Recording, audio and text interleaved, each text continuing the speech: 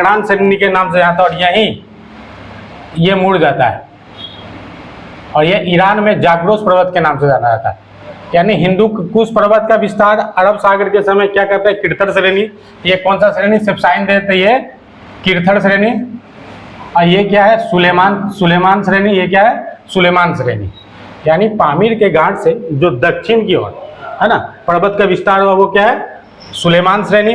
और यही विस्तार जब आगे अरब सागर की ओर आ जाता है तो वह किर्थर श्रेणी के नाम से जाना जाता है। जब अरब सागर के पास यह पश्चिम की ओर मुड़ जाती है, जब पश्चिम की ओर मुड़ जाती है तो यह मकरान श्रेणी के नाम से जाना था। किस श्रेणी के नाम से, मकरान श्रेणी के नाम से जाना था। और यही ईरान में चला जाता है तो जाग्रोस पर्वत के नाम से जाना था। किस पर्वत के नाम से, जाग्रोस पर्वत के नाम से जाना जाता है।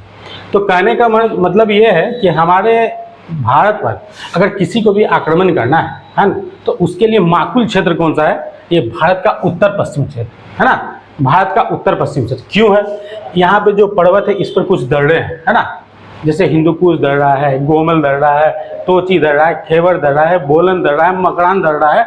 ये सब छोटे छोटे दर्रे हैं और साल के 9 महीने बर्फ से मुक्त रहते हैं, तो इसको पार करना आसान होता है। ऐसे में भारत के उत्तर पश्चिम का क्षेत्र आक्रमणकारियों को आकर्षित करता है। इसीलिए आप देखेंगे चाहे सेंट्रल एशिया से भारत पे आक्रमण हो या पश्चिम एशिया से भारत पर आक्रमण हो, सभी किधर से आक्रमण करते हैं, उत्तर पश्चिम क्षेत्र से भारत पर आक्रमण करते हैं, है ना। तो इसी तरह एक आक्रमणकारी की चर्चा यहाँ हम लोग कर रहे हैं जो है सिकंदर। ये है यूनानी आक्रमणकारी, है ना। इससे पहले हम लोग देखे थे कि मंगोल का आक्रमण हम लोग पिछले कक्षा में पढ़े थे। मंगोल का आक्रमण वो सेंट्रल एशिया से आक्रमण किया था मंगोल, है ना। किसके समय में, बलबन के समय में, अलाउद्दीन खिलजी के समय में भयंकर आक्रमण हुआ था। बलबन ने तो इसके लिए बहुत सारा कार्य कर रखा था, है ना, जिसमें क्या किया था, वो उत्तर पश्चिम में नए नए दुर्गों का निर्माण किया गया था, पुराना दुर्ग का पुनरुद्धार किया था, नए नए अस्त्र शस्त्र का उपलब्ध कराया गया था इन क्षेत्रों में, है ना। लाहौर, मुल्तान, कच्छ को जोड़ते हुए बलबन क्या किया था, फर्स्ट डिफेंस लाइन का निर्माण किया था, जिसका नेतृत्व किसको दिया गया था, शाहजहां मोहम्मद को दिया था। ये बलबन का सबसे बड़ा पुत्र था। दूसरा डिफेंस लाइन का निर्माण किया था दीपालपुर भटिंडा और होते हुए किया था दूसरा डिफेंस लाइन का निर्माण, जिसकी जिम्मेदारी किसको दी गई थी, बलबन अपने छोटे पुत्र बुगड़ा खां को दिया था। आप देखे थे मंगोल आक्रमणकारी की वजह से क्या हुआ था कि इसका Shahjahan Mohammad, first defence line टूटने के कारण शाहजहां मोहम्मद मारा गया था। ऐसा ही अलाउद्दीन खिलजी के समय में मंगोल आक्रमणकारी आक्रमण किए। सभी का वे रास्ता क्या था, रास्ता यही उत्तर पश्चिम भारत था। तो ऐसा ही एंशिएंट काल में देख रहे हैं कि यूनानियों का आक्रमण होता है, इससे पहले ईरानी का आक्रमण होता था। तो अब क्वेश्चन पे हम लोग आते हैं। तो आप समझ गए हो कि यूनानी आक्रमण करेगा तो किधर करेगा, इधर से आएगा, सबसे पहले इस एरिया में आक्रमण करेगा। देखिए ये हमारा कौन सा नदी है, ये हमारा सिंधु नदी है, और यहीं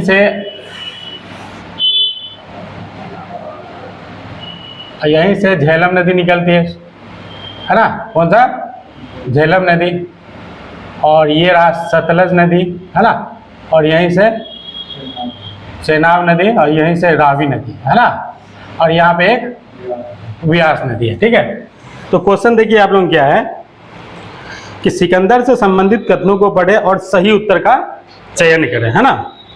एक तो सबसे पहले आप जान लीजिए सिकंदर कहाँ का आक्रमणकारी था, यूनान का आक्रमणकारी। पहला क्वेश्चन देखिए, इसमें पहला पॉइंट क्या है, भारत विजय अभियान के तहत सिकंदर ने 326 ईस्वी में बल्ख बैक्टीरिया को जीतने के बाद काबुल होता हुआ भारत के उत्तर पश्चिम पहुंचा, है ना। बल्ख बैक्टीरिया किधर है, इधर है। इसको जीतता हुआ कहाँ पहुंचा, काबुल पहुंचा, और काबुल होता हुआ भारत के उत्तर पश्चिम में पहुंचा। कथन करेक्ट है, लेकिन इसमें देखिए डेट गलत दिया हुआ। क्या दिया हुआ, डेट गलत दिया। 326 ईस्वी नहीं होगा, 326 ईस्वी पूर्व होगा, इसलिए ये कथन गलत हो गया। नेक्स्ट क्वेश्चन देखिए, तक्षशिला के शासक आम्भी ने आत्मसमर्पण के साथ उसे सहयोग का वचन दिया, सही कथन है। 326 ईस्वी में उसने सिंधु को पार कर भारत की धरती पर कदम रखा। तो क्वेश्चन पूछता है कि सिकंदर किस नदी को पार कर भारत की धरती पर कदम रखा, तो सिंधु नदी को। लेकिन 326 ईस्वी ये डेट गलत, 326 ईस्वी पूर्व होगा। ठीक है, उनका सबसे प्रसिद्ध युद्ध झेलम नदी के तट पर है ना। झेलम नदी ये है, जे से साइन करते हैं, ये झेलम नदी है, ये सिंधु नदी है ना। झेलम नदी के तट पर लड़ा गया था, है ना। जिसपे पौरस राजा यानी पौरव के राजा पौरस के साथ युद्ध हुआ था, जिसमें पौरस की हार हुई। यह झेलम नदी के तट पर लड़ा गया था, इसलिए इसको वितस्ता का भी युद्ध कहता है, इसको हाइडेस्पियस का भी युद्ध कहा जाता है। अब यहाँ से सिकंदर लौटता है तो यहाँ पे 2 नगर का स्थापना करवाता है सिकंदर लौटने के बाद, है ना। एक नगर है निकैया और दूसरा बुकाफेला। एक नगर का नाम है निकैया और दूसरा बुकाफेला। बुकाफेला अपना घोड़ा के नाम पर बुकाफेला रख देता है और निकैया विजय के उपलक्ष्य में निकैया शहर का निर्माण करता है। ठीक है, नेक्स्ट क्वेश्चन देखिएगा। किस बौद्ध संगति में अभिधम्म पिटक का संकलन हुआ था? किसका? अभिधम्म पिटक का संकलन हुआ था। तृतीय बौद्ध संगति में। तृतीय बौद्ध संगति कब हुई थी? 251 बीसी में। हाँ, किसके शासनकाल में? अशोक के शासनकाल में। अध्यक्षता किसने किए थे? मोगालीपुत्र तीस। मोगालीपुत्र तीस। उद्देश्य क्या था इसमें? बौद्ध धर्म के नियमों को संकलित करना था, इसीलिए अभिधम्म पिटक का। अच्छा, अभिधम्म पिटक दिया कौन? किसकी देन अभिधम्म पिटक? ये मोगालीपुत्र तीस की देन। अच्छा, इसमें दिया हुआ प्रथम बौद्ध संगति ये कब हुआ था? 483 ईस्वी पूर्व में हुआ था, है ना। अब इसके अध्यक्षता किसने की थी? महाकश्यप ने। किसके समय में हुआ था? अजातशत्रु के समय में हुआ था, है ना। इसमें क्या किया? बुद्ध के उपदेशों को 2 पिटक में संकलित किया गया, सुत्त पिटक और विनय पिटक। कौन सा पिटक? सुत्त पिटक और विनय पिटक। सुत्त पिटक किनकी देन है? आनंद की देन है और विनय पिटक उपाली की देन। अच्छा, द्वितीय बौद्ध संगति कब हुई थी? 383 ईस्वी पूर्व में, है ना। कहाँ हुई थी? वैशाली में हुई थी। अध्यक्षता किसने किए थे? कालाशोक के समय में हुआ था। अध्यक्षता सर्वकामी किए थे या सवाकमीर किए थे। ठीक है, इस समय क्या हुआ? बौद्ध धर्म 2 भागों में बट गया। बौद्ध धर्म 2 भागों में बट गया, एक अस्थावीर और दूसरा महासंघिका। एक अस्थावीर और दूसरा महासंघिका। आप लोगों से क्वेश्चन पूछा जा सकता है कि बौद्ध धर्म किस संगति में 2 भागों में बट गया था? द्वितीय बौद्ध संगति में। क्या नाम है? अस्थावीर और महासंघिका। और एक बजरा चतुर्थ बौद्ध संगति, है ना। ये कब हुआ था? प्रथम शताब्दी में हुआ था, कनिष्क के समय में हुआ था। अध्यक्षता किसने किए थे? नहीं, वसुमित्र। और अश्वघोष कौन थे? उपाध्यक्ष थे। अश्वघोष उपाध्यक्ष थे। इसी में बौद्ध धर्म पर टीका लिखा गया, उसको क्या कहते हैं? महाविभाषा सूत्र। क्या कहते हैं? महाविभाषा सूत्र। यह किसकी देन है? यह वसुमित्र की देन है। किसकी? वसुमित्र की देन है। ठीक है, नेक्स्ट क्वेश्चन देखिएगा। निम्न में से कौन सा कथन असत्य है ना। निम्न में से कौन सा कथन असत्य है?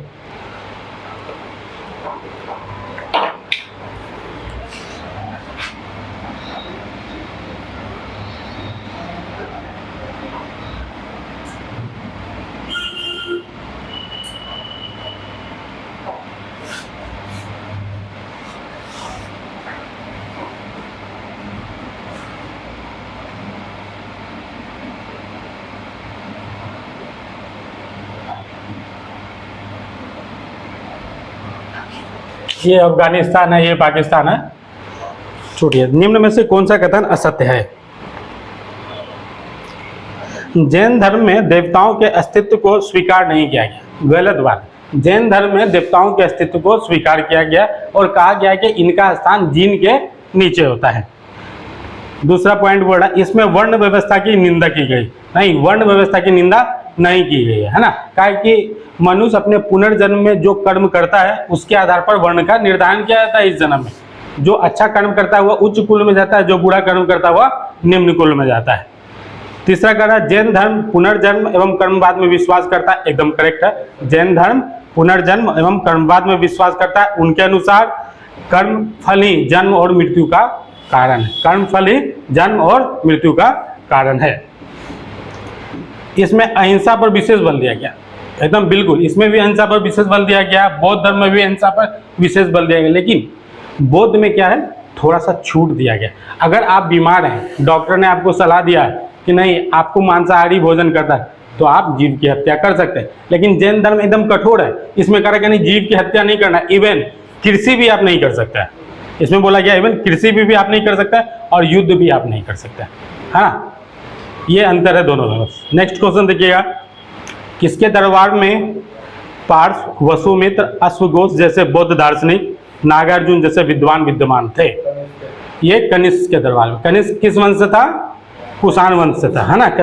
कनिष्क था कुषाण वंश था। कनिष्क का जो समय होता है वो 78 ईस्वी से प्रारंभ होता है। कब से प्रारंभ होता है? 78 ईस्वी से प्रारंभ होता है। कनिष्क का समय 78 ईस्वी से प्रारंभ होता है, ठीक है। कह रहा है क्या कि इसका वेनसोंग का यात्रा विवरण हम चीनी ग्रंथों से पता चलता है कि कांधार पर कनिष्क का अधिकार, है ना। कांधार कहाँ है? ये क्षेत्र देखिए, ये कांधार का एरिया है ना। कांधार पर कनिष्क का अधिकार था। एक ऐसा ही सुई बिहार अभिलेख है जो सिंध में है ना, उससे हमें पता चलता है कि कनिष्क का अधिकार क्षेत्र सिंध में भी है ना। यहीं पे है सिंध, यहीं से हमको पता चलता है सुई बिहार अभिलेख मिला। यानी आपसे कभी क्वेश्चन पूछा जा सकता है सुई बिहार अभिलेख कहाँ से प्राप्त हुआ है? ये सिंध से प्राप्त हुआ, पाकिस्तान से। इससे पता चलता है कि सिंध पर कनिष्क का अधिकार था। एक ये है कश्मीर क्षेत्र, है ना, ये है कश्मीर क्षेत्र। राजतरंगिणी से पता चलता है कि कश्मीर पर कनिष्क का अधिकार था। ऐसा ही एक है मणिकयाल अभिलेख। मणिकयाल अभिलेख से पता चलता है कि पंजाब पर कनिष्क का अधिकार। मणिकयाल अभिलेख से क्या पता चलता है कि पंजाब पर कनिष्क का अधिकार है। सुई बिहार अभिलेख से क्या पता चलता है कि सिंध पर कनिष्क का अधिकार है ना। और वेनसोंग और चीनी यात्रा विवरण से हमें क्या पता चलता है कि गांधार जो है वो कनिष्क के नियंत्रण में है। और कश्मीर में राजतरंगिणी से पता चलता है कश्मीर पर किसका? कनिष्क का अधिकार है। तो कह रहा है कि कनिष्क जो है, कनिष्क की राजधानी क्या थी? अच्छा, कनिष्क दो कारण से बहुत प्रसिद्ध है। क्या? एक, उन्होंने 78 ईस्वी में शक संवत चलाया था, है ना, जो कि आज भारत सरकार द्वारा उसका यूज किया जा रहा है। किस चीज में किया जा रहा है? हमारा जो राष्ट्रीय कैलेंडर है उस शक संवत पर आधारित है। अच्छा बता दीजिए, तो राष्ट्रीय कैलेंडर कब आया, कब अपनाया गया भारत सरकार द्वारा? नहीं, 1957 में, 22 मार्च 1957 को हमारा राष्ट्रीय कैलेंडर अपनाया गया, ठीक है। और दूसरा प्रसिद्धि क्यों है? इसी के समय में चतुर्थ बौद्ध संगति हुई थी, पहले भी हमने बताया है ना। दूसरी प्रसिद्धि इसी कारण थी। कनिष्क का प्रथम राजधानी कहाँ था? ये पेशावर में। कहाँ था? पेशावर में। ये रहा पेशावर, सिंधु नदी के उस साइड है पेशावर, ध्यान रखिएगा, है ना। कहाँ पे है? सिंधु नदी की उस साइड, ये है पेशावर, ये है पेशावर, ठीक है। क्या है? पेशावर, पेशावर, है ना, ये पेशावर। ये पहली राजधानी कनिष्क का कौन सा था? पेशावर। और दूसरी राजधानी कहाँ बनाया था? मथुरा में। दूसरी राजधानी कहाँ बनाया था? मथुरा में। ये है मथुरा। दूसरी राजधानी कहाँ बनाया? मथुरा में। यानी पहली राजधानी पेशावर और दूसरी राजधानी मथुरा में। कनिष्क ने कश्मीर पर आक्रमण किया और आक्रमण कर विजित किया और एक नए शहर का निर्माण किया। क्या? कनिष्कपुरा। क्या नाम रखा उसका? कनिष्कपुरा। और अपने विजय अभियान के समय में ही उसने क्या किया? ये है कासगढ़, है ना, यारकंद, ये है खोटन, ये है कासगढ़, ये है यारकंद, ये है खोटन, है ना। ये तीनों को अपने क्षेत्र में मिलाया विजिट कर, है ना। कासगढ़, यारकंद, खोटन को कौन मिलाया? कनिष्क मिलाया। इसने पाटलिपुत्र पर आक्रमण किया। कि हाँ, पाटलिपुत्र पर आक्रमण किया और यहां से बुद्ध का भिक्षापात्र, अश्वघोष और एक कुक्कुट को उठा के लेके गया, है ना। तो कनिष्क महान की ये बात है ना। अगर इसका संपूर्ण क्षेत्र देखेंगे आप, है ना, अगर इसका संपूर्ण क्षेत्र देखेंगे तो ये पूरा एरिया यहाँ से लेके ये ऐसे पंजाब होते हुए, ये ऐसे होते हुए, ये ऐसे, ये संपूर्ण एरिया कनिष्क का था। ये पूरा एरिया किसका था? कनिष्क का था। यह साम्राज्य विस्तार कनिष्क का देखेंगे तो इस एरिया में, पूरे एरिया में कनिष्क का साम्राज्य विस्तार।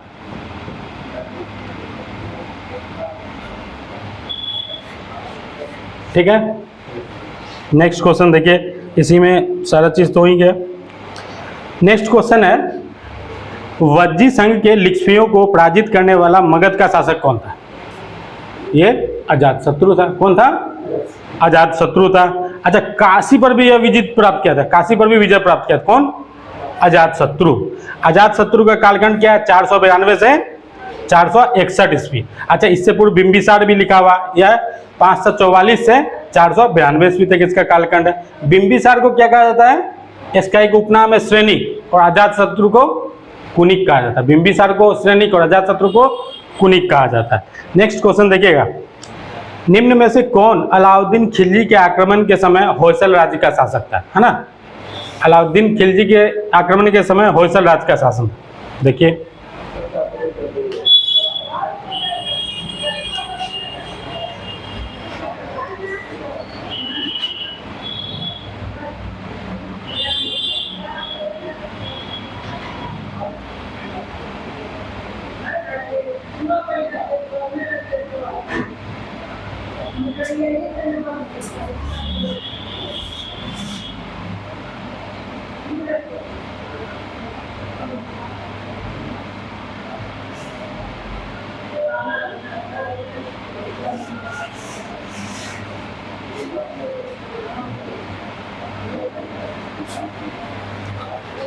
देखिए मैप पे समझ में आ रहा है।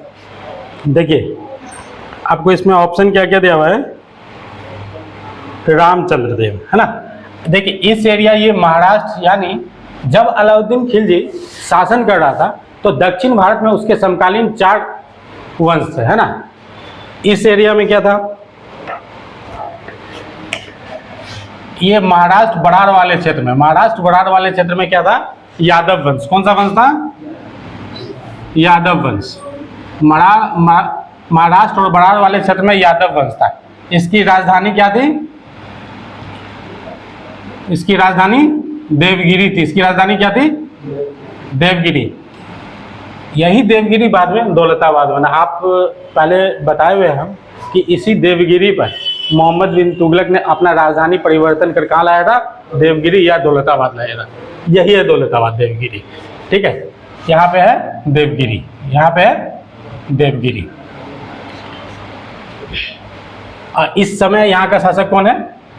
रामचंद्र देव। कौन है? रामचंद्र देव। शासक कौन है यहाँ का? बोलिए। रामचंद्र देव। रामचंद्र देव। रामचंद्र देव। जस्ट इसी समय दक्षिण में यहाँ काकातीय वंश। कौन सा वंश है? काकातीय।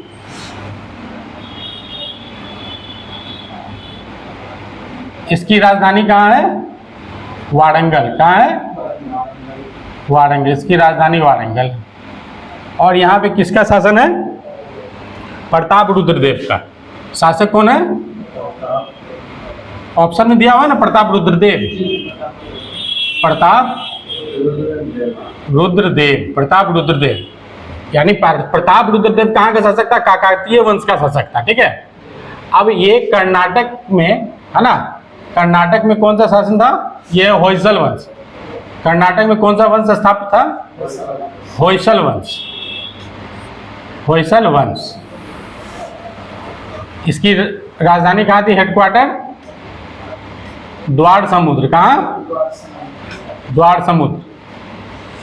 हाँ, यहाँ का शासक कौन था? अभी आंसर में आया हुआ है, वीर बल्लाल तृतीय। वीर बल्लाल तृतीय। 1 बज गया। ये कौन सा क्षेत्र है? ये पांड्य है ना। यहाँ पे कौन सा वंश है? पांड्य वंश। यानी तमिलनाडु और कुछ केरल के क्षेत्र में पांड्य वंश था। तमिलनाडु और कुछ केरल के क्षेत्र में पांड्य वंश था। और हेडक्वार्टर इसका कहाँ है? मदुरै। कहाँ है? मदुरै। और यहाँ का शासक कौन है? कुलशेखर पांड्य। कुलशेखर पांड्य था। यहाँ का शासक कौन हो गया? कुलशेखर पांड्य हो गया। तो कहने का अर्थ है कि आखिर अलाउद्दीन खिलजी दक्षिण पे आक्रमण क्यों करना चाहता है? आखिर क्यों आमदा है कि वो दक्षिण पे आक्रमण करे? इसके पीछे बहुत से कारण हैं। पहला कारण है, महत्वपूर्ण कारण, पहला कारण आर्थिक कारण है। अलाउद्दीन खिलजी को धन की आवश्यकता है ना।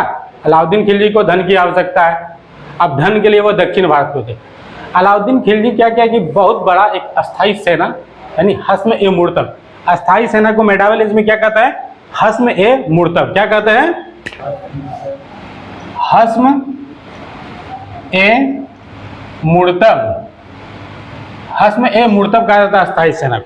तो अलाउद्दीन खिलजी ने एक विशाल अस्थाई सेना का निर्माण कर रखा था। बर्नी की माने, बर्नी करेंगे 3,75,000 उसके सैनिक थे और फरिश्ता कहता कि 4,70,000 उनका सैनिक था। तो इतने बड़े सैनिक को मेंटेन करने के लिए धन की आवश्यकता थी। प्लस इन सैनिकों को हमने पहले बताया था कि अलाउद्दीन खिलजी के समय में मंगोल आक्रमण बार बार हुआ, बहुत बार हुआ है ना, उसको कैसे विफल किया। तो मंगोल आक्रमण के लिए भी यहाँ के सैनिकों को लगाना था, इसके लिए धन की आवश्यकता था, है ना। सेना में उत्साह बना रहे, उत्साह वर्धक के लिए वेतन में बढ़ोतरी की आवश्यकता थी, साजो सम्मान की आवश्यकता थी, नए अस्त्र शस्त्र उपलब्ध करवाने थे। तो इन सब के लिए तो धन की आवश्यकता थी। सिर्फ जुमलेबाजी या भाषण से तो काम नहीं चलेगा, इनको धन की आवश्यकता थी। इसके लिए इसके वेतन में वृद्धि करना पड़ता, तभी इसमें उत्साह आता है। इसलिए अलाउद्दीन खिलजी दक्षिण की ओर देख रहा है कि वहाँ से धन की प्राप्ति होगी और हम अपने सेना को मेंटेन करेंगे और इसको जगह जगह पर डिप्यूट करेंगे, है ना। एक कारण ये था। दूसरा कारण क्या था कि अलाउद्दीन खिलजी देखेंगे उत्तर भारत का मोस्टली क्षेत्र जीत गया था। अलाउद्दीन खिलजी उत्तर भारत का मोस्टली क्षेत्र विजित कर लिया था, उत्तर भारत और उत्तर पश्चिम भारत का। आप 1299 में देखेंगे तो गुजरात विजय किया हुआ था, है ना। 1301 में रणथंभौर में विजय किया था। 1302 में डाहल क्षेत्र यानी डाहल क्षेत्र पर विस्तार किया था, है ना। 1303 में कहा किया, चित्तौड़ पर विजय किया, है ना। अब 1308 में सेवाना क्षेत्र पर विजय किया।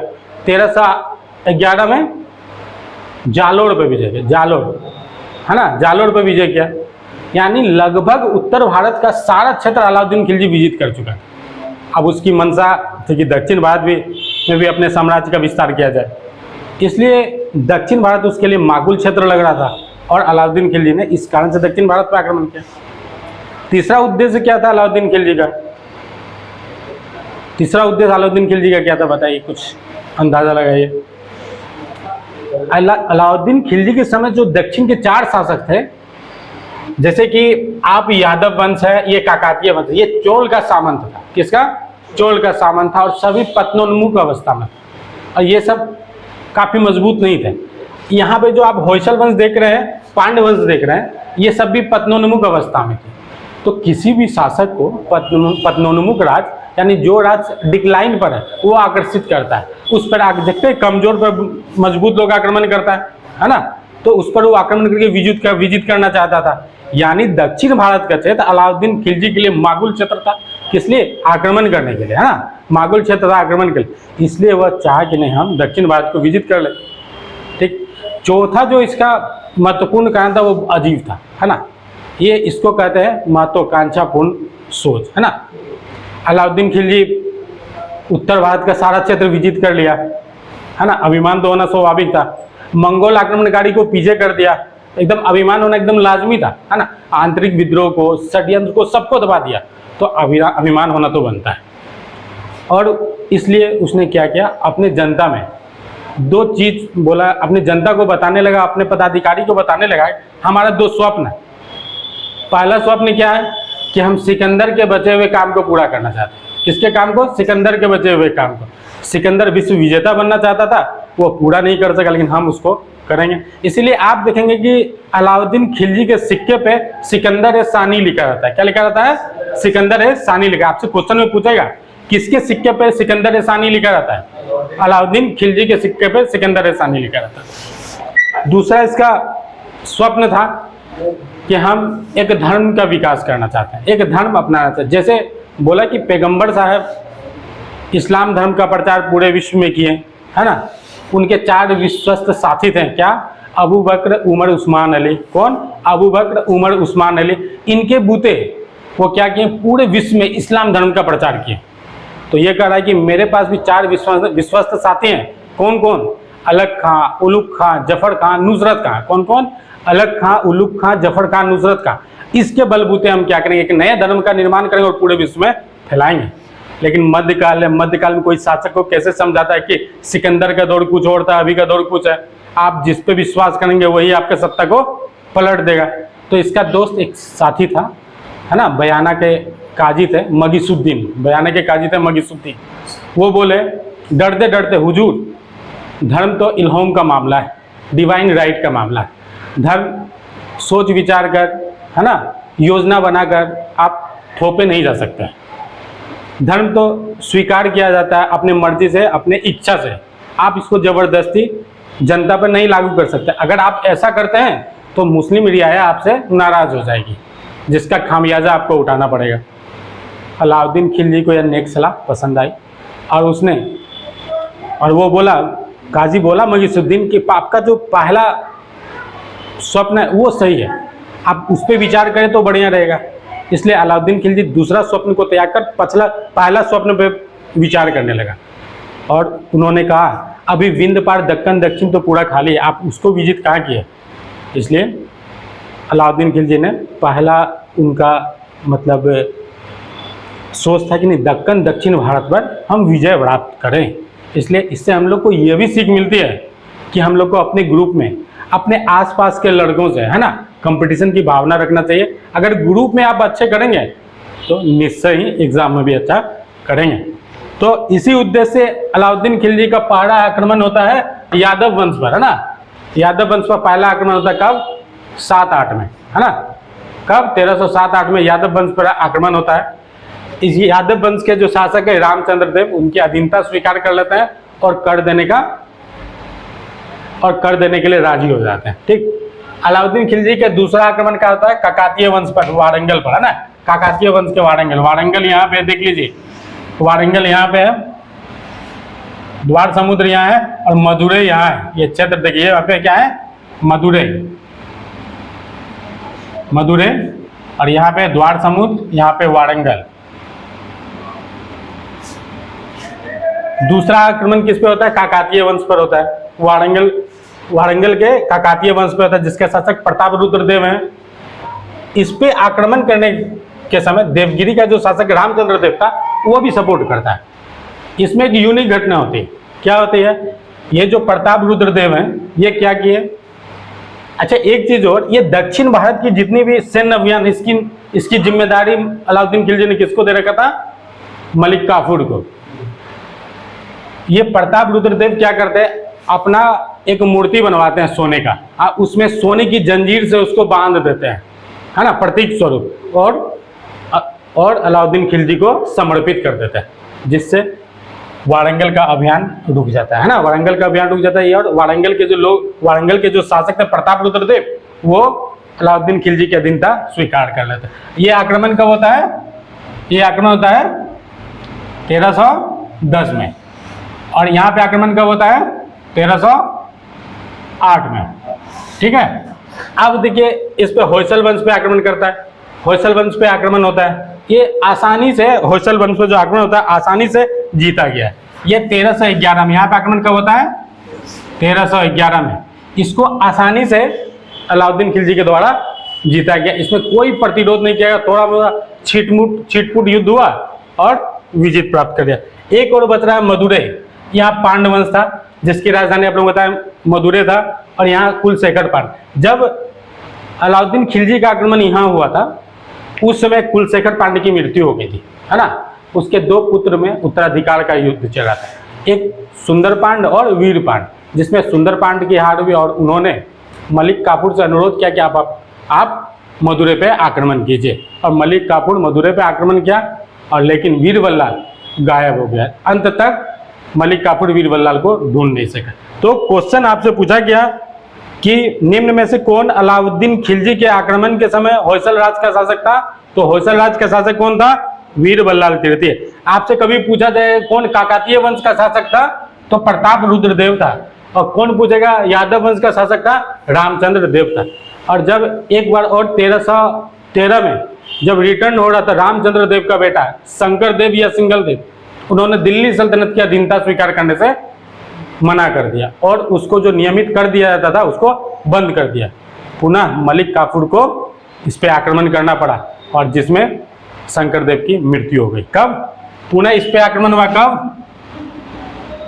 1312-13 में। कब हुआ? 1312-13 में। ठीक है, ध्यान रखिएगा ये सब चीज। नेक्स्ट क्वेश्चन देखिए, नीचे दिए मोहम्मद बिन कासिम था, क्या? अरब था। मोहम्मद बिन कासिम था अरब। अच्छा, 7वीं शताब्दी में क्या हुआ? भारत के इस सिंध क्षेत्र आप लोग देख रहे हैं, ये एरिया सिंध क्षेत्र का, ये एरिया कौन सा है? सिंध क्षेत्र, पाकिस्तान के आसपास ये एरिया सिंध क्षेत्र का। यहाँ पे एक क्षेत्र है ना, सेवान, ठट्ठा, ये अलमफूजा, ये है अलमफूजा, ये सेवान है, ये ठट्टा है, ये आलोड़ है, अलोड़, और ये है देवल, ये है देवल। तो 7वीं शताब्दी में बोल रहे कि यहाँ पे है ना कि रायवंश का शासन था। किसका? रायवंश का शासन था। वेनसोंग कह रहा है कि वेनसोंग जब भारत आया था वो अलोड़ पे आया था। उसके यात्रा विवरण सियूकी से पता चलता है कि वेन